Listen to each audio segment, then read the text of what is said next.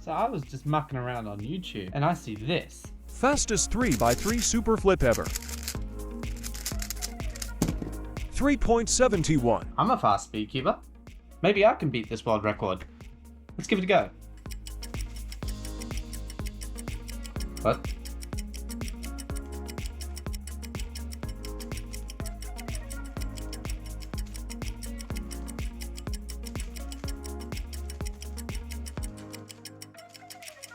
I think that was the world record on how not to do it. Let's try that again.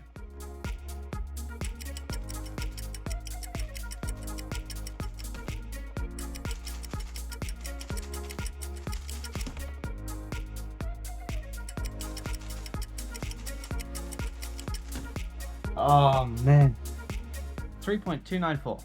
Can't beat that. Can you?